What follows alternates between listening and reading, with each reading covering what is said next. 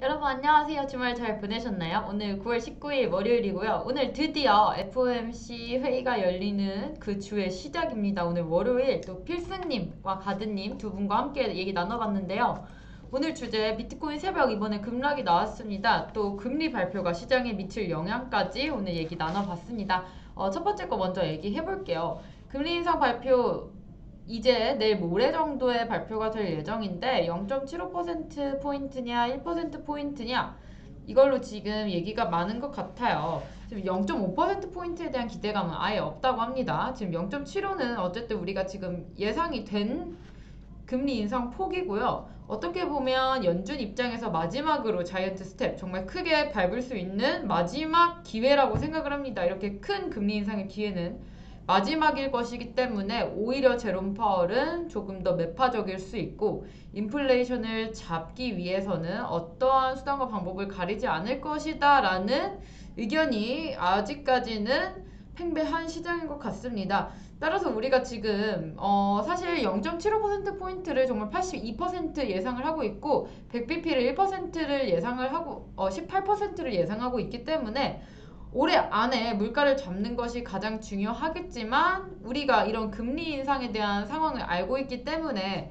지금은 파월 의장이 어떤 발언을 할지 지금 얼마 정도의 포인트의 금리 인상이 아니라 파월 의장의 발언이 어떠할지에 가장 주목을 하시면 좋을 것 같아요.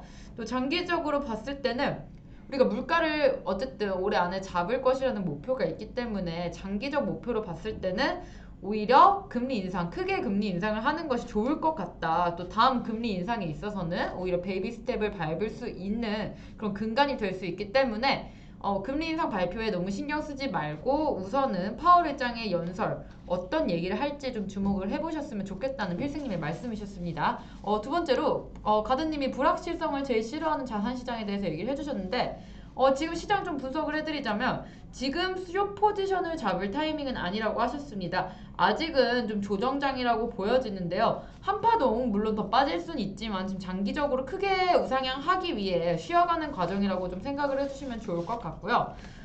지금 그레이스케일의 포트폴리오를 좀 보자면 아직은 변화가 없다고 합니다. 아직 홀딩하고 있기 때문에 좀 장기적인 관점으로 좀 보는 관점인 것 같아요. 이런 부분들은 좀 우리가 괜찮게 생각을 할 수 있겠죠. 또 바이낸스의 유저 증가 추이를 봤다면 지금 최근 몇 년간 증가폭이 좀 줄어들었다고 해요. 지금 기본적으로 반감기 얘기를 하면 반감기 시작 후에 2년 동안 상승 후에 조정을 좀 반복을 했었고 최근에 2020년 반감기에서는 또 지금의 장 2020년을 대비하면 지금의 장은 또 상승장이라고 할 수 있기 때문에 우리가 지금 긍정적으로 볼 수 있는 시장이다라는 말씀까지 주셨습니다.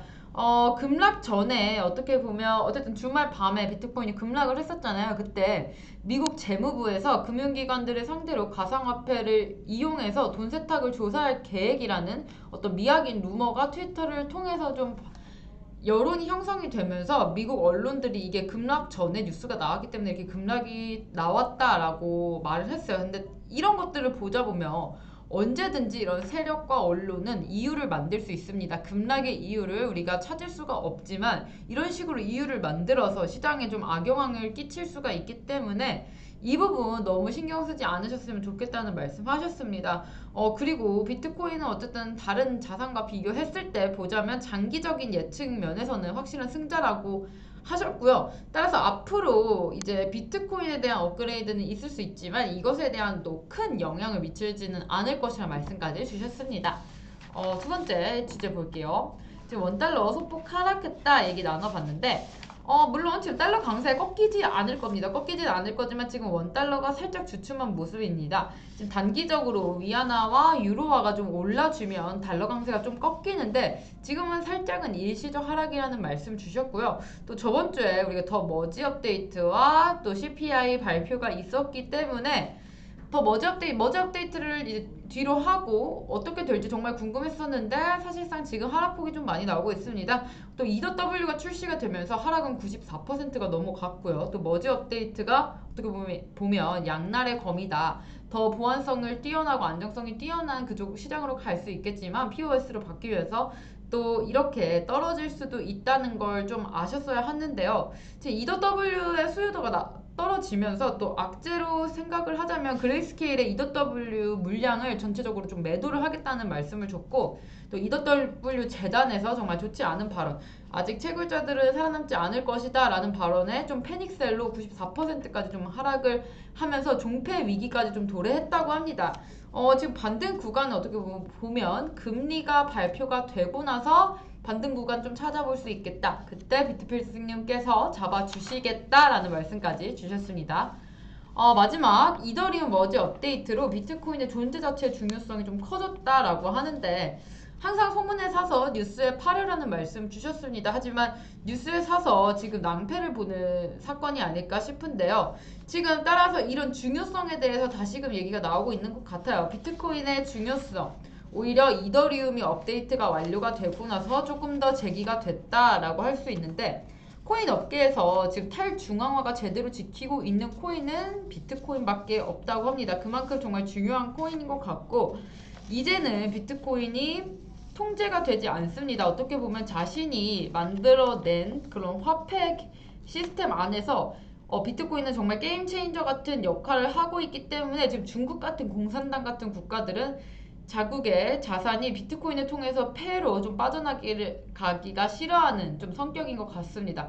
따라서 코인 업계를 좀 누르고 싶고 뭐 자기네들이 물량을 가지고 좀 좌지우지 하고 싶어 하는 것 같은데, 하지만 이제는 우리 비트코인을 그렇게 물리칠 수 있는 뭐 그런 화폐 수단은 아닌 거라고 생각을 합니다. 지금 비트코인은 나머지 알트코인들과 비교해도 정말 괜찮은 코인으로 이미 자리를 잡았고요. 또 코인 업계 또한 주식시장과 더불어 좀 위험 자산으로서 어떻게 보면 또 해지 자산으로서 쓸 수 있는 지금 시장이 되어버렸기 때문에 우리 비트코인 시장이 크게 하락하거나 그렇게 좀 무너진다 하더라도 단기간에 없어질 시장 절대 아니다라는 말씀 주시면서 우리 장기적으로 봤을 때 정말 긍정적으로 볼 수 있다라는 말씀까지 주셨습니다. 이번 주 금리 인상 발표 있는데요. 우리 어떻게 될지, 지금 비트 저번 주에 또 급락 주말에 나왔잖아요. 이 부분 짚어주셔야 되는데, 또 우리가 오후에 6시와 7시 비트필승님과 가든님의 무료 방송이 있습니다. 무료 방송 오셔서 우리 장 이번 주 어떻게 될지, 이번 주말 왜 급락이 나왔는지 알고 싶으면 꼭 오셔서 무료 방송 참여해 주시면 좋겠습니다. 저는 다음 이 시간에 뵐게요. 안녕.